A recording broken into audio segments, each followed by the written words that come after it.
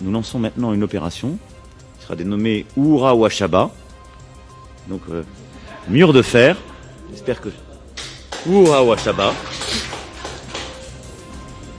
Et donc, c'est le rideau de fer. Au drame de l'immigration à Mayotte avec le naufrage d'un kwassa-kwassa. Le bilan est de 6 morts et 10 disparus. Le naufrage d'une barque d'émigrés clandestins en provenance des Comores. Un nouvel accident de kwassa-kwassa au large des Comores. Une barque avec à son bord 39 personnes à chavirer. C'est une barque comme celle-ci, transportant 38 personnes, qui a chaviré au large de cette plage.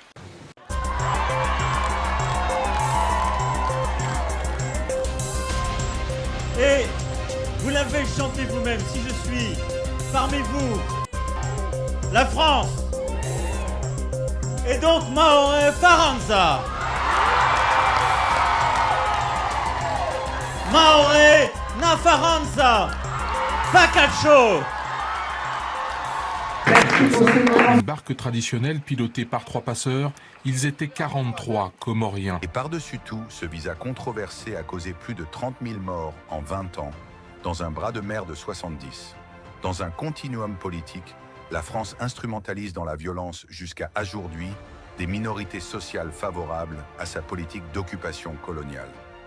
Monsieur l'ambassadeur, pour les 2 questions, même si c'était un peu long, mais c'était très important, parce qu'aujourd'hui, ce que vous avez nous a annoncé, donc c'est très important que les Comoriens savent ce que fait la France ici.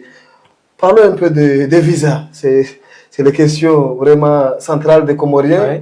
Ouais. Est-ce que pouvez-vous nous indiquer, si c'est possible, combien de demandes de visa étudiants sont déposées chaque année par les Comoriens et quel est le taux de refus? Alors, je peux surtout vous parler, je vais renverser la question. Et je vais commencer par vous répondre par le nombre de visas étudiants qui sont délivrés. Chaque année. Cette année, je ne sais pas encore, parce que la campagne étudiante a à peine commencé. L'année dernière, il y a 2 ans, c'est plus de 600. On était arrivé à 630 visas. 630 visas, c'est la France délivre à elle seule plus de visas peut-être que la totalité des autres pays présents ici à Moroni. Donc c'est considérable. Sur combien? Alors, je sais que ce qui est pas, mais il y en a un certain nombre qui est refusé, hein, évidemment. Alors, je sais que ce qui est paradoxal, c'est que beaucoup de gens à Moroni disent oui, mais c'est impossible d'avoir un visa étudiant. C'est pas vrai. La preuve, non. 630. Dans toutes les universités françaises, d'ailleurs, on recommande de plus en plus de ne pas se contenter de demander la Sorbonne ou Marseille, mais d'aller partout en province. On accroît ses chances de succès si on va ailleurs en province. J'ai pas oublié votre question et je vais y répondre, vous inquiétez pas. Mais un de nos enjeux, parce que on sait qu'à 95%, ce sont des jeunes grands Comoriens. Et l'un de nos enjeux, c'est d'accroître la part des enjoints. Bonjour, le président Zilari. Nous allons continuer notre débriefing de l'émission de l'ambassade de France sur Facebook FM. Nous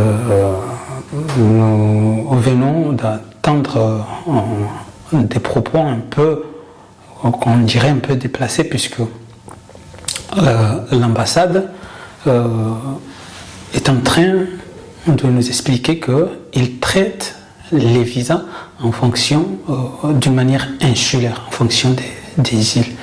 Est-ce qu'il est important d'octroyer des visas en fonction de l'île, ou bien on donne des visas étudiants pour les jeunes bacheliers pour continuer leurs études supérieures dans un pays francophone? Oui. Encore une fois, on voit les démarches cyniques que moi je vais qualifier de mépris, de condescendance de la part de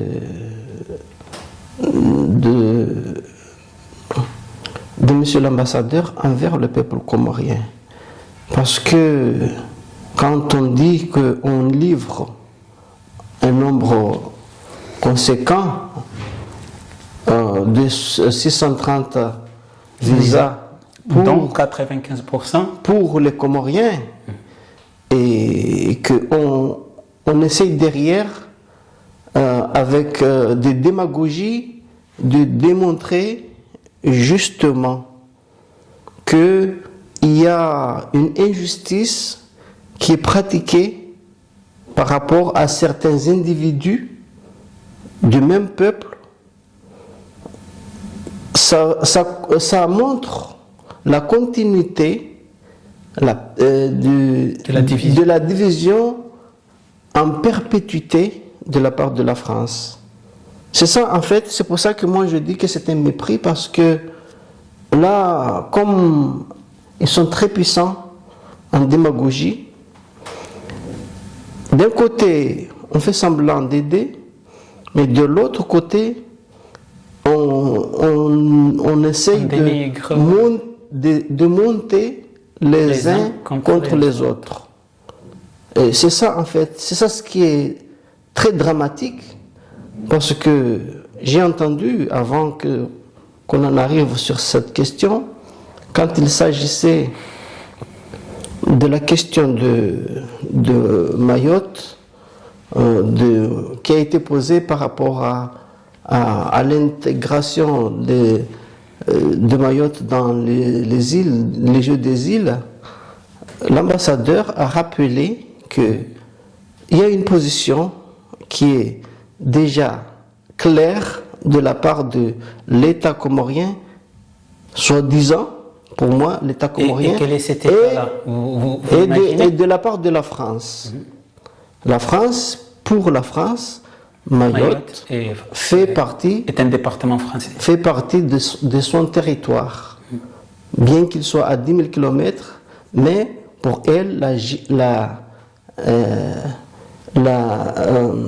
puissance, l'hégémonie, la puissance a fait qu'aujourd'hui, eh bien, les choses sont comme ça. C'est déjà consommé pour l'ambassadeur. Cette question n'est même pas à poser. Alors, quand on comprend que derrière, il y a quand même un respect d'un ambassadeur vis-à-vis d'un pays auquel tu exerces, on devrait ne pas arriver là, à ce point. Alors, c'est pour ça que moi, avant de répondre à ta question de nombre de visas moi, je reprends sur la base des liaisons, des relations de la France et les Comores. Pourquoi?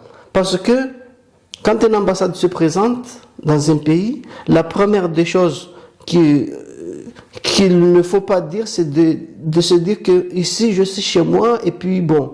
Parce que c'est la terre, le pays, c'est la souveraineté le plus primaire des choses.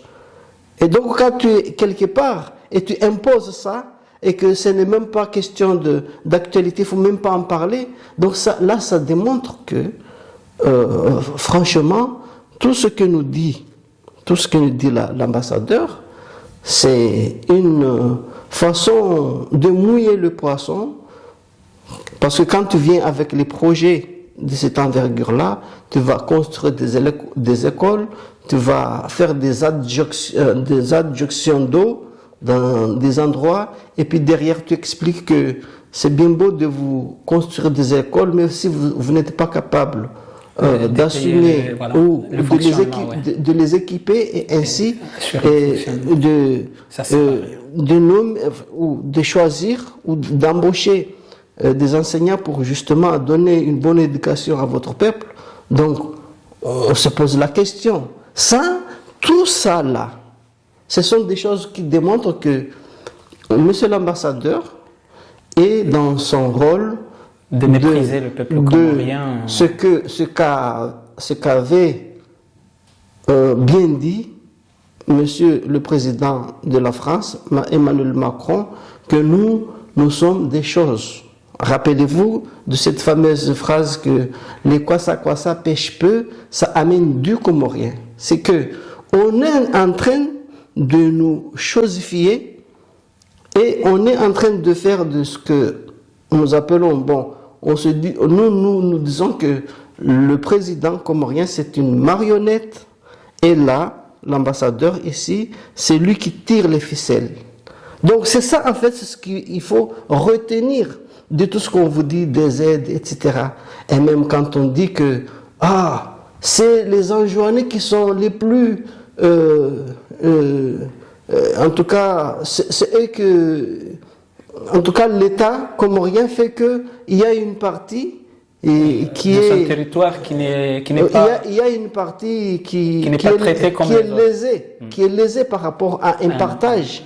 Donc là, ce qu'a fait la France par rapport à Mayotte, et qu'on sait que par l'histoire que nous connaissons, après 25 années, la France a essayé aussi, a déjà réussi, parce que c'est là où, à l'origine de la fameuse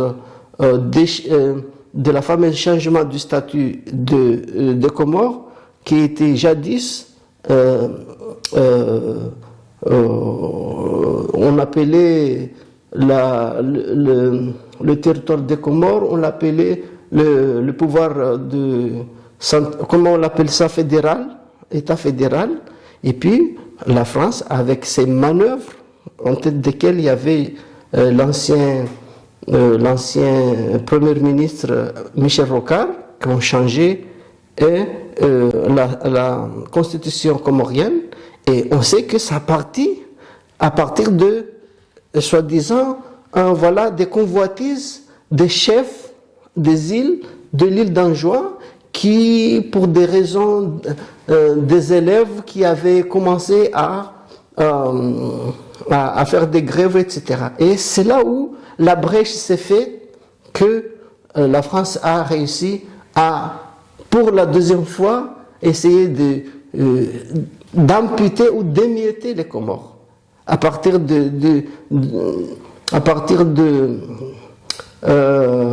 moment de référence de Mayotte en 1975, eh bien, 25 ans après, en l'occurrence, c'était en 1994, pour avancer de pas à pas jusqu'à 1999, lors du coup d'État organisé par la France pour installer Azali, et ainsi, à partir de l'an 2000, eh bien, c'est pas M.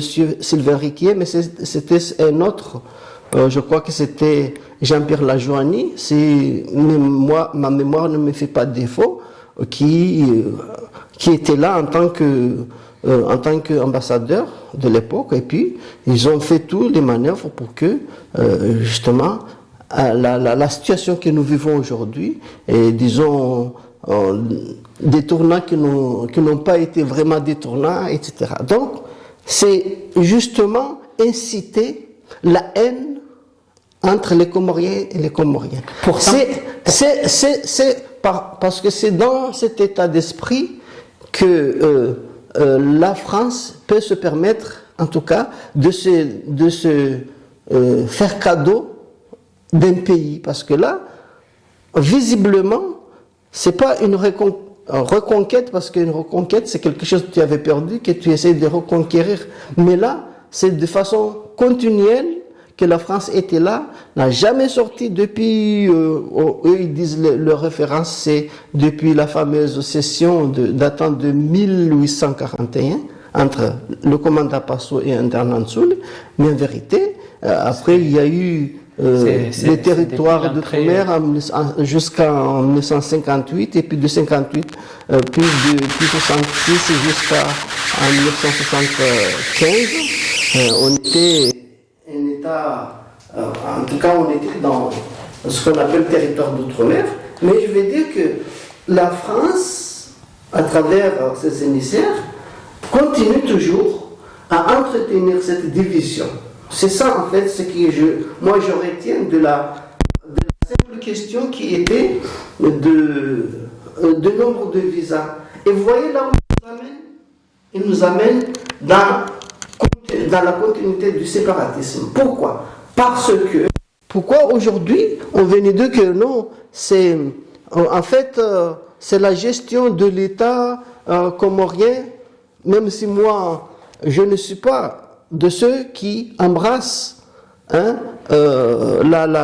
tout cas, qui acquiescent que le monsieur là, monsieur Azali, qui nous a été imposé, qui a été imposé au peuple comorien, ne fait pas partie justement des problématiques des Comores. Parce que ce sont des gens qui travaillent justement pour le compte de l'État français. Derrière ces propos, que les 630 visas que l'ambassade a accordés aux étudiants comoriens, 95 sont allés en Gazidia, puis le 5% pour les deux autres îles, puisque, comme vous l'avez dit, il y a en juin. Derrière ces propos, il s'est rattrapé, je pense que c'était un rattrapage, puisqu'il expliquait que cela est dû au fait que en France métropolitaine, là où les jeunes viennent continuer leurs études, les Comoriens qui devaient accueillir ces étudiants la plupart sont des familles de Gazidia. C'est ce qui explique cela, que les étudiants qui obtiennent ces visas-là, c'est la plupart grâce aux garanties de survie que leurs parents, qui sont majoritairement des Gazidia, sont en France. Est-ce que c'est un rattrapage selon toi, ou bien Non, je vais t'expliquer. Pourquoi? En fait, il y a des gens ce sont des professionnels de mensonges. Parce que là, il joue quoi? C'est d'une pierre deux coups. Il joue sur le fait que les Anjouanais sont lésés par rapport aux autres, et en même temps, il a cette arrière-pensée les grands Comoriens. Ce sont des gens qui, on sait que ils sont plus proches, et en plus c'est le pouvoir, et puis c'est de loin ceux qui sont dans le rouage de la manipulation, tout ça. Donc, comme ils sont beaucoup plus un peu, je veux dire, influents par rapport aux autres, eh bien, c'est pour ça que c'est tout. Je tape ici et puis je me rattrape ici. En tout cas, pour lui, il a fait ces deux actions simultanées. Donc c'est ça, en fait, il a fait d'une pierre deux coups. Il a lancé une pierre, mais il a tapé deux coups. Donc là, l'arrière-pensée, c'est que le Comorien enjoigné, il va retenir ça. L'enjoigné va dire qu'on est marginalisé. Il va tomber amoureux de ce fameux généreux État qui donne, qui a bien voulu donner, mais c'est les amis, c'est les frères qui ne donnent pas. Donc, on va continuer cette animosité qui fait que, ça ronge la vie de la société et le vivre ensemble des Comoriens. Merci beaucoup. Et en un mot, si nous voulons un peu traiter cette question d'un point de vue géopolitique, le président Zilari, en ce qui concerne ce qui se passe en Ukraine, que la France donne des armes parce qu'elle pense que l'Ukraine a le droit de se défendre pour son territoire, et en même temps, on voyait, elle vient dans un petit pays et essayer de les découper en moi, je veux dire, ce n'est même pas, ces deux cas-là ne sont même pas comparables. Pourquoi? Parce que nous savons que jadis, l'Ukraine a appartenu à l'ancienne Union bloc soviétique. Mais par faiblesse de l'époque, etc., les responsables politiques de l'époque ont jugé nécessaire, pour la paix sociale, etc., pour se maintenir, pour quelques-uns peut-être. Pour partir, je suppose, parce que je n'étais pas de cette époque-là, ils ont dû faire ça. Donc, l'appartenance de l'Ukraine à la Russie n'était pas une question. Jusqu'au moment où les mêmes organisateurs, disons, de l'émiettement de l'Union soviétique, c'est eux-mêmes qui ont repris les braises, les morceaux, et pouvoir ainsi se l'approprier et ainsi faire leur, c'est-à-dire que ça leur appartient, et ainsi affaiblir Moscou. Et parce que c'est à quelques encablures de là que se trouve l'Ukraine, et si d'aventure on allait le militariser comme c'était leur plan, eh bien Moscou serait de quelques millièmes de kilomètres, ce qui serait vraiment avec des armes qu'on connaît, enfin, en tout cas qui se sont dotés au détriment des autres, les armes nucléaires. Donc Moscou serait touchable, voilà, vulnérablement. Ouais. Et c'est ça en fait, c'est ça qui a déclenché la fureur. Pour moi, je dis que c'est quelque chose de juste conscience, parce que si tu vois un danger s'approcher de toi, tu ne prends pas garde, tu ne prends pas garde pour te défendre. Et si tu laisses jusqu'à les choses ne sont plus irrattrapables, eh bien après le coup est déjà parti. Donc en tout cas c'est ça en fait. Donc pour Mayotte, ça n'a rien à voir.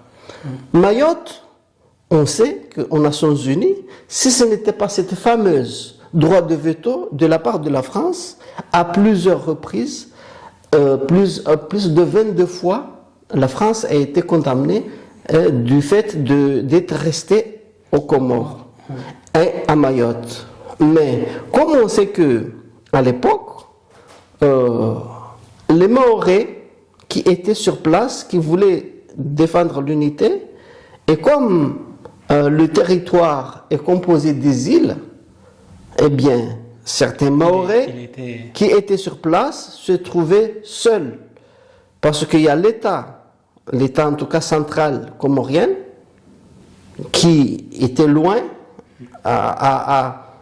on n'avait pas les moyens face à la France. Qui était loin, qui ne pouvait pas venir en aide, et quand bien même s'il le pouvait, c'était l'État en tout cas, l'État français, avec sa puissance, donc l'autre État qui n'était même pas né à l'époque, etc. Donc, bien, les citoyens comoriens mahorais qui se trouvaient là n'avaient ni le petit État, et puis la puissance de fait était là, eh bien, regarde, si tu vois cette comparaison-là, quand tu prends des individus mahorais qui étaient là, qui militaient pour l'unité, et qu'on sait que je ne vais pas m'étaler de comment ça s'est déroulé, quelles ont été les contraintes, voilà les enjeux, et comme on sait très bien que la France, avec sa méthode, il sait très bien comment isoler un pays, comment isoler les hommes, comment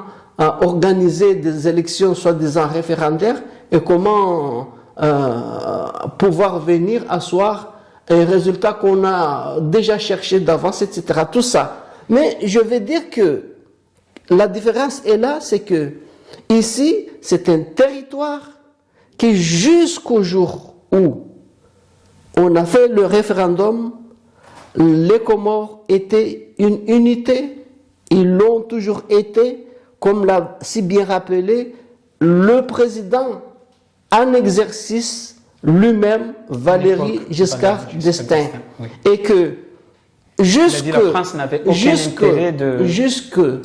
le 5 juillet 1975, tous les Comoriens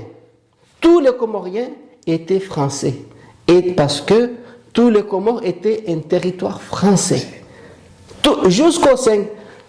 Là, le fait d'avoir proclamé le 6 juillet 1975, c'est là où tous ceux qui pouvaient, et même les Mahorais, étaient encore des Comoriens parce que tous les papiers administratifs qui étaient dans les bureaux, il n'y avait pas de municipaux, mais il y avait des cantons, le canton de Tsingoni, qu'on appelait Shingoni, le canton de Mamdou, Dzaoudi, etc., de Kani, tout ça, on était tous des Comores. Ouais.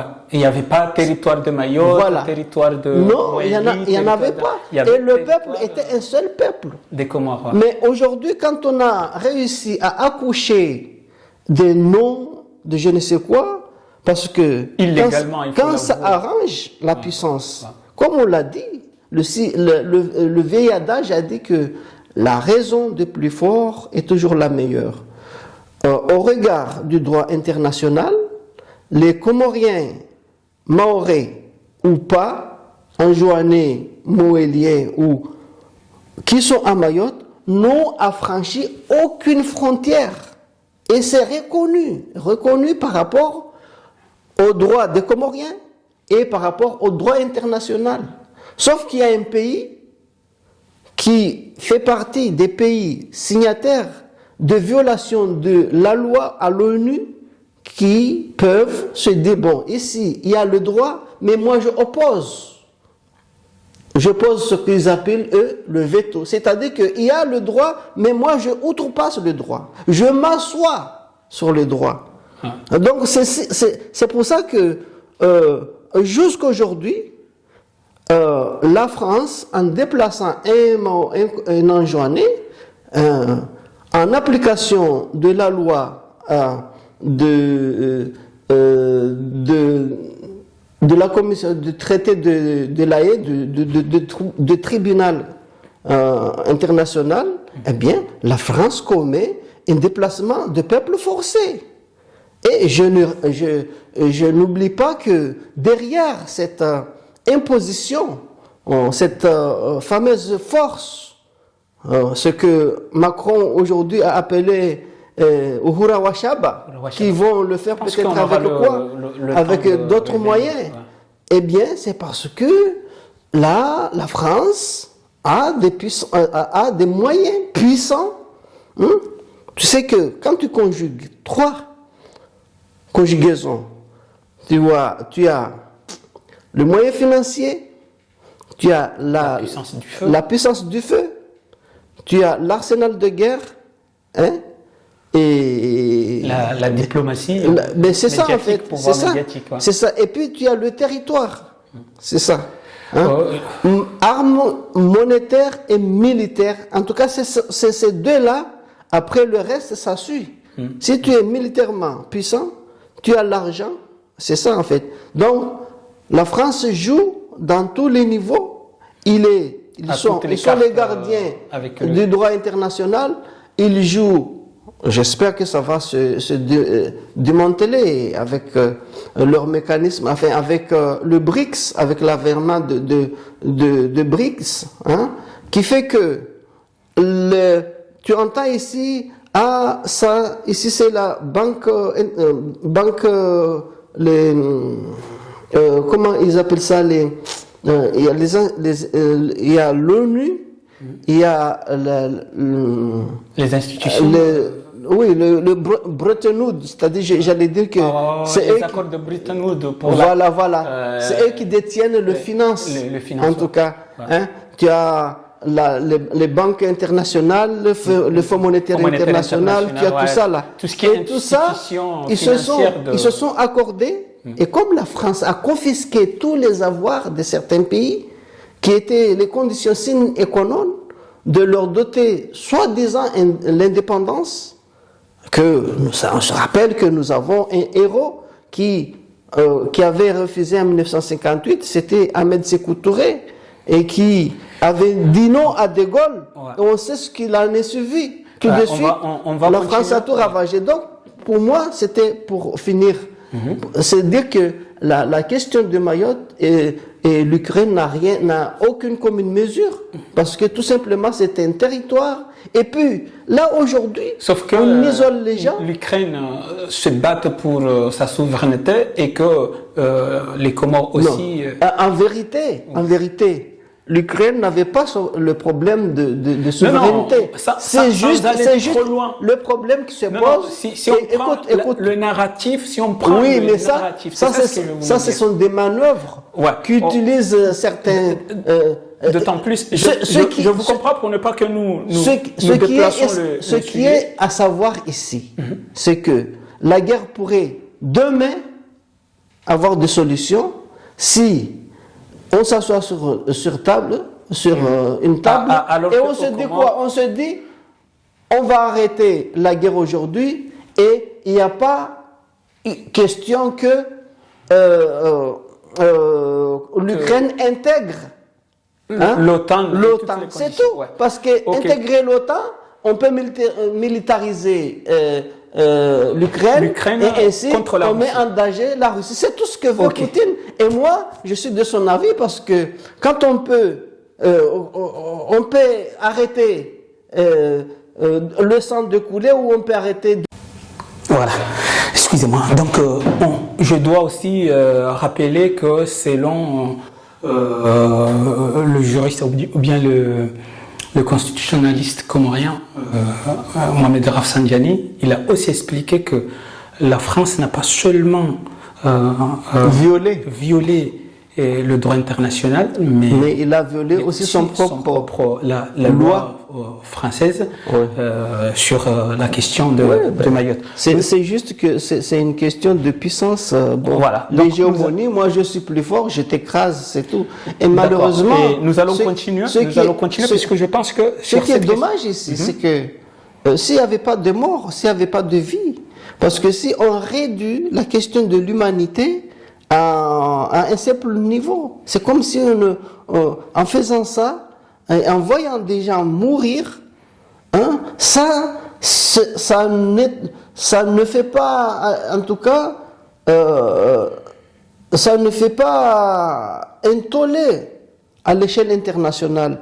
Parce que ici, si un individu a eu un problème, il a été assassiné ou poignardé ou quoi que ce soit, on voit les gens se lever vraiment. Les médias mais là, font de cela, ici, c'est une organisation. 300 000 morts ici, sur le c'est une organisation étatique de 30 ans. J'ai compris, nous allons continuer puisque la question qui arrive là, c'est très important. Le président Zirac.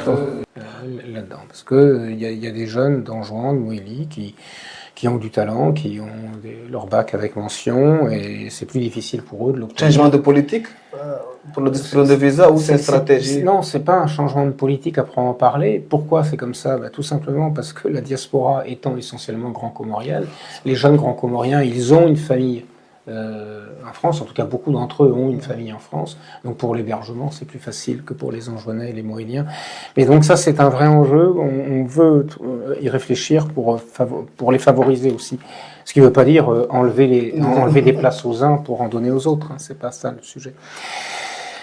Alors, la question, c'est votre question sur le taux de refus, parce que beaucoup se voient refuser leur visa, effectivement, pour plusieurs raisons. Certains n'ont pas le niveau en langue, certains n'ont pas de projet très cohérent du point de vue académique, d'autres ont des problèmes de ressources, donc vont avoir du mal à faire face, parce qu'il faut faire face matériellement à la vie en France. Si on veut réussir ses études, tout ça, la vie en France coûte quand même assez cher, et donc on vérifie tout cela. Et c'est vrai qu'on est amené à refuser, et à refuser un bon nombre de demandes. Et je sais que ceux à qui on a refusé le visa, par définition, ils sont là, ils restent, et donc c'est eux qui parlent sur les visas étudiants qu'ils n'ont pas eu, alors que ceux qui ont eu un visa étudiant ne sont plus là pour en parler. Et ça, c'est un peu le paradoxe, et c'est dommage, mais vraiment, on en délivre beaucoup.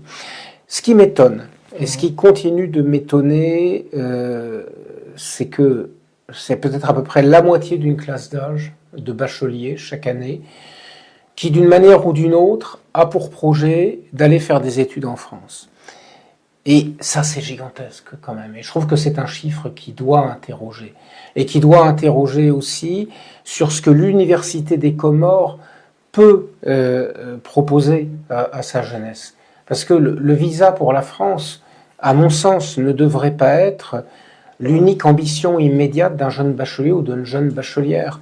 C'est pas pour leur dire non que je dis ça, mais c'est pour leur dire que il y a peut-être aussi un avenir ici au Comores. Il faut aller en Wallonie, et donc, au lieu d'aller en France. Et donc, c'est en effet l'une de nos ambitions. D'ailleurs, c'est plus qu'une ambition parce qu'on y travaille. Il n'y a pas très très longtemps, peut-être le mois dernier ou il y a 5-6 semaines, j'ai, avec le ministre de l'Éducation nationale et de l'Enseignement supérieur et le recteur de l'université, procédé à l'inauguration du laboratoire à la faculté des sciences et techniques. Nous appuyons aussi les efforts du recteur et de l'université pour la mise en place d'une école doctorale. Donc il y a quelque chose qui est à renforcer. L'idée c'est de baisser un peu. C'est de renforcer. En tout cas, c'est déjà de renforcer l'offre à l'université des Comores. Pour que les gens qui doit être une option. Parce que je me dis, c'est quand même, c'est quand même tout à fait étonnant qu'une telle proportion de jeunes, comme réflexe immédiat après le bac, c'est de se dire, je suivrai bien mes études en France. Et donc, ce qui effectivement génère de la frustration et donc génère cette idée que le visa pour faire des études supérieures en France est difficile à obtenir. Et donc, je pense que c'est à peu près un étudiant sur 2 ou sur 2,5 qui l'obtient, à peu près, par rapport à la demande, pour répondre à votre question. Mais une idée par rapport aux gens qui déposent à peu près, vous n'avez pas un chiffre comme 1 ça? sur 2,5 à peu près. 1 sur 2,5, c'est-à-dire qu'on doit être à 1500 visas à peu près. Mais le président Zirari, nous allons arrêter puisque cette question de visa a beaucoup de tentacules, puisque on vient d'attendre l'ambassadeur de France à Moroni qui explique que le jeune Comorien n'a qu'une idée en tête, alors qu'il y a une université juste à côté, il a une seule idée en tête qu'après le bac, il doit partir en France. Et ça serait dommage. C'est comme si il expliquait que le Comorien qui devrait assurer la continuité de l'État, puisque quand on fait les études, c'est pour servir son pays. Or, le jeune Comorien n'a qu'une idée en tête, fuir le pays. C'est ce qu'il était en train, si j'ai bien compris, puisque c'est un diplomate, il est en train d'expliquer. C'est pour ça il cherche à mettre en place, renforcer, je crois, à l'université des Comores pour que les jeunes Comoriens restent servir leur pays au lieu de quitter. Bon, c'est une question, mais ô combien importante, mais... Non, ma question c'est non. Pourquoi les jeunes Comoriens Oui, mais c'est pas toi. Toi, tu n'as fait que écouter les récits de l'ambassadeur de France, Sylvain Riquier, et puis bon, nous on est en train de décortiquer ses propos, comme il a si bien demandé que les Comoriens donneront leur avis, leur appréciation par rapport à ce qu'il est en train de décliner et par rapport aux résultats qui a été rappelé qu'on n'en voit pas des résultats. C'est Obaïdillah Mchangama, son interlocuteur, qui lui avait posé la question. Mais au fond, déjà, quand on entend parler M. Sylvain Riquier, on a l'impression qu'on a face à vous un ministre de l'Intérieur ou un ministre de l'enseignement d'un État, avec les chiffres, avec des ambitions. Nous, notre objectif, c'est comme si moi, je n'en suis pas dupe, je sais pourquoi en est-on arrivé à ce stade-là. Pourquoi la pratique politique va jusqu'à ce niveau-là? On ne se rend même pas compte, mais c'est une réalité, c'est une terrible réalité. Ça veut dire qu'il n'y a pas d'État au Comores. Ben oui, attendez, quand lui-même sait que, de toute façon, là où où on a réussi à mener l'État comorien, il ne peut y avoir tout ça.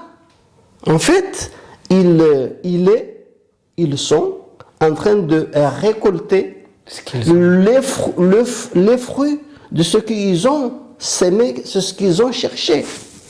Donc, quand on nous dit que la majorité des élèves qui sont aux Comores, où ce n'est que chaque élève, après certains niveaux, souhaite venir en France, eh bien, il faut se demander pourquoi.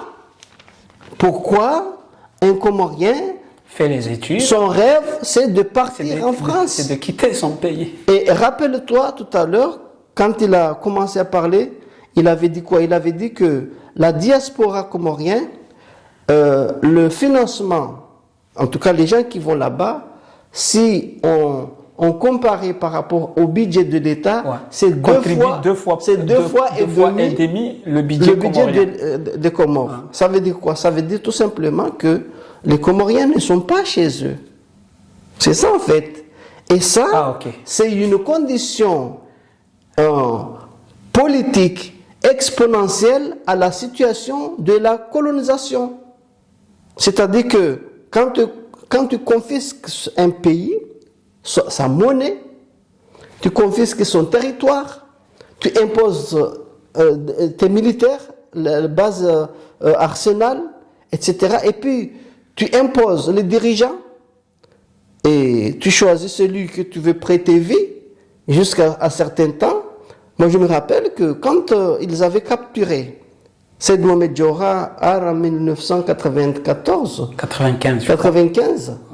qu'est-ce qu'avait dit un certain ministre Hervé Descharette? Il était peut-être à l'époque ministre des Affaires étrangères. Il a dit: on l'a capturé, on l'a amené se reposer quelque part. Non, on l'a fait évincer du pouvoir parce que lui c'est un corrompu.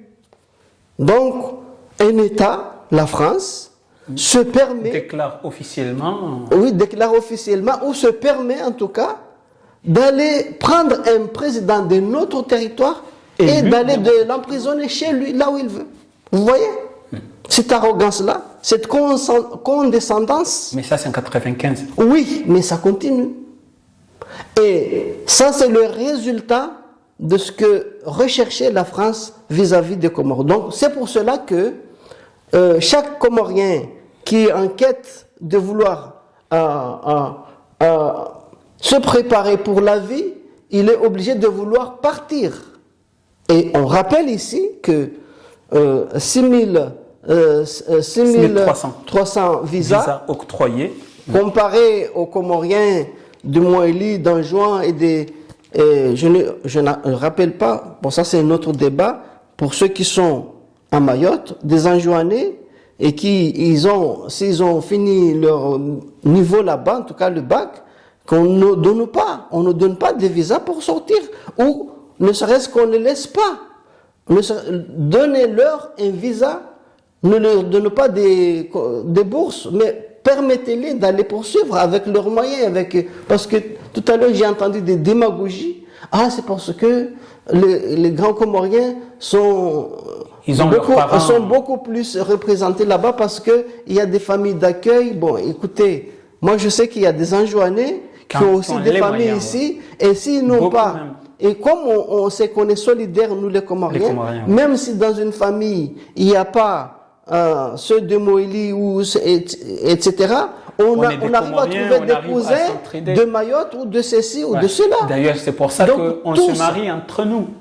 Tout ça, ce sont des arguments qu'on utilise pour nous endormir et pour se donner bonne conscience, se présenter comme c'est le Saint... Je ne sais pas, il s'appelle... C'est le Saint Thomas ou je ne sais quoi, mais ce ne sont pas des saints. Ce sont des paroles mielleuses, enrobées de caramel, mais c'est du poison qui nous distille, monsieur l'ambassadeur. Parce que ce qui déroule là, comme programme, il a parlé tout à l'heure de s'être vu ou de s'être rencontré pour inaugurer un labo de je ne sais quoi avec le recteur, etc. Mais ça montre l'état de délabrement de l'État comorien. Si un ambassadeur n'est pas là pour leur donner une peinture ou je ne sais quoi, eh bien, il n'y a plus rien qui marche. Et c'est la faute de qui? Pourquoi? C'est la faute du gouvernement comorien. Quels sont les éléments essentiels, fondamentaux que j'ai cités tout à l'heure, qui ne fait pas qu'un État, et l'État comorien, c'est un État qu'on a tué dans l'œuf. Le jour où il a commencé à voir le jour, eh bien on l'a assassiné.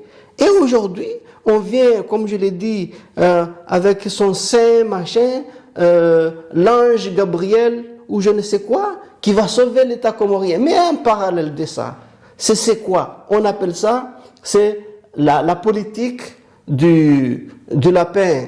Un peu de carotte, un peu plus de bâton. Je te donne ça, tu croques, et puis bam, je t'assomme. Nous allons continuer cette intervention. Il sera dénommé Oura Wachaba. Donc, mur de fer. J'espère que... Oura Wachaba. Et donc, c'est le rideau de fer